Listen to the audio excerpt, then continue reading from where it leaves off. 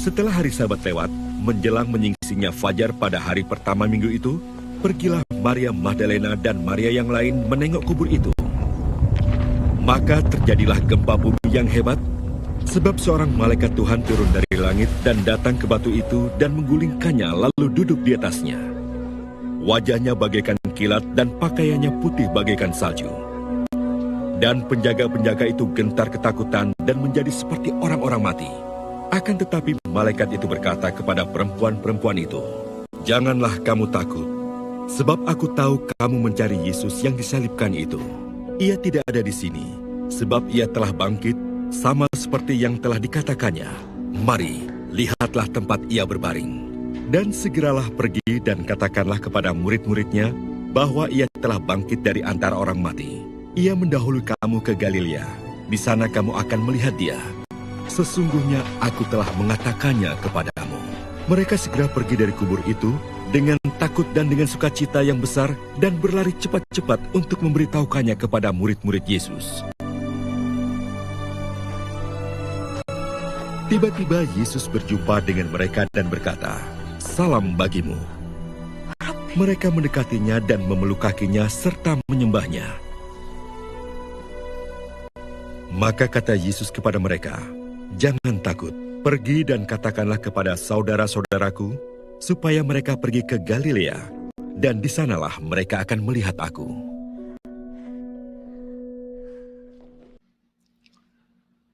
Saudara-saudari yang dikasihi Tuhan, malam ini kita menyaksikan dua kenyataan yang mewarnai kehidupan kita. Dua kenyataan itu adalah kegelapan dan terang. Situasi gelap dan terang tidak bisa dilepaskan dari pengalaman hidup kita. Kegelapan adalah gambaran kematian, dan sebaliknya terang adalah gambaran kehidupan. Kenyataan kematian dan kehidupan inilah yang kita rayakan selama pekan suci ini, teristimewa pada malam Paskah ini. Pada hari Jumat Agung kita telah menyaksikan betapa kegelapan menguasai manusia, sehingga Yesus Putra Allah disalibkan. Lalu pada malam Paskah ini kita menyaksikan Tuhan yang bangkit, Tuhan yang memberikan terang bagi kehidupan kita sebagai buah kebangkitan yang memberi semangat baru bagi kehidupan. Demikianlah pesta Paskah menjadi pesta harapan untuk kita semua. Kalvari bukanlah akhir dari nasib kita. Apapun yang kita derita adalah suatu jalan menuju kepada kejayaan dan kebangkitan. Dalam kesulitan dan penderitaan apapun juga, kita akan tetap menjadi manusia yang penuh harapan, manusia Paskah. Saudara-saudari, kita memulai perayaan malam Paskah ini dengan suasana gelap yang melukiskan kegelapan yang menyelubungi Taman Getsemani dan puncak Kalvari. Ketika lilin Paskah dinyalakan, kegelapan itu mulai pelan-pelan disingkirkan. Dan kemudian dalam suasana terang lilin-lilin yang berasal dari lilin Paskah, lambang Kristus sendiri, diwartakan kepada kita bahwa kita sedang merayakan pesta habis gelap, terbitlah terang.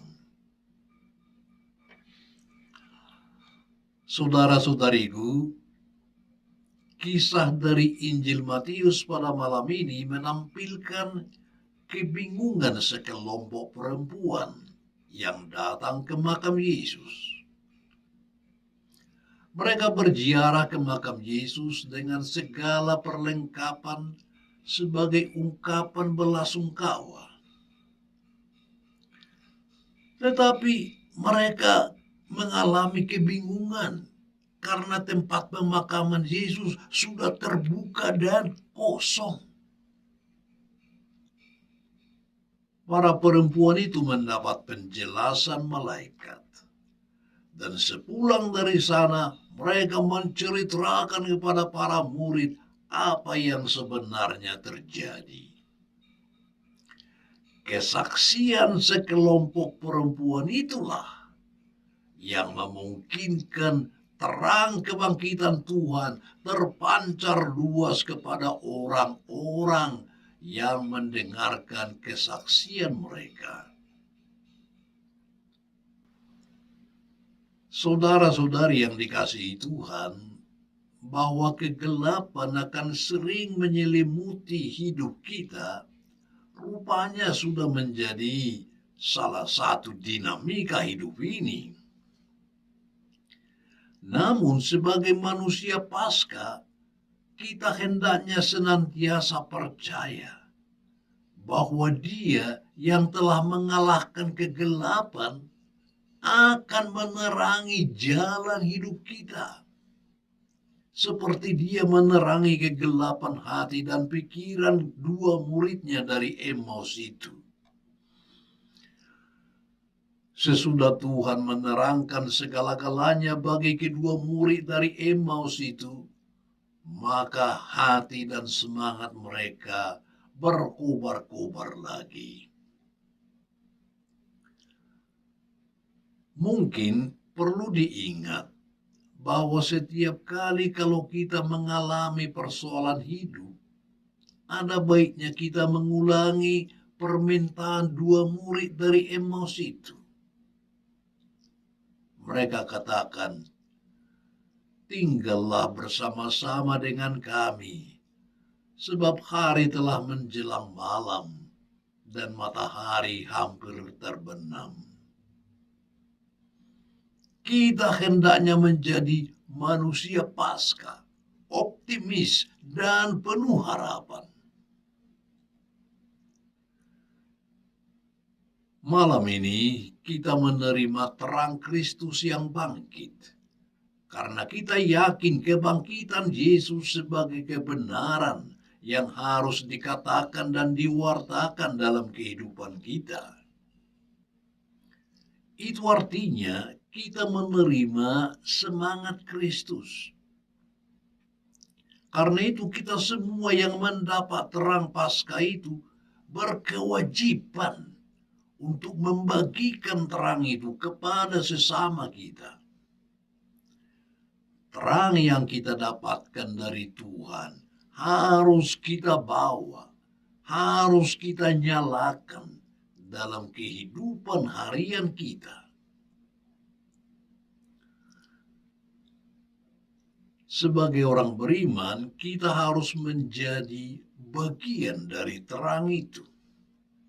Dan lalu kita bawa dalam seluruh tugas dan karya pelayanan kita.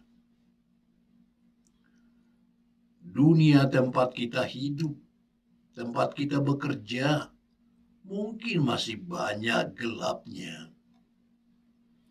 Tugas kita adalah mengatasi kegelapan-kegelapan yang terjelma dalam bentuk praktek hidup yang berlawanan dengan kehendak Tuhan.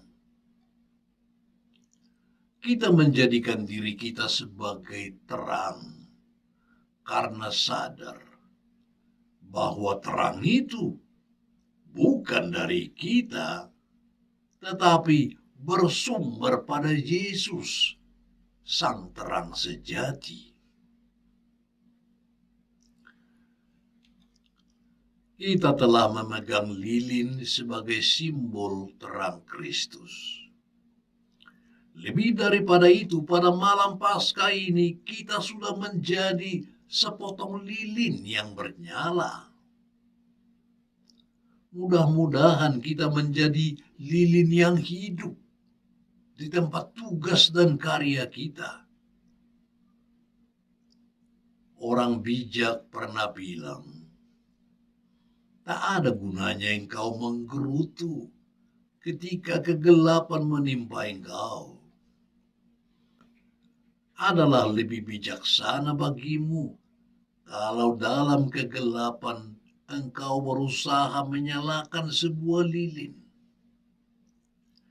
Tak ada gunanya kita mengutuk kegelapan dunia kalau kita tidak rela tampil sebagai sebatang lilin yang bernyala di tengah kegelapan. God bless you.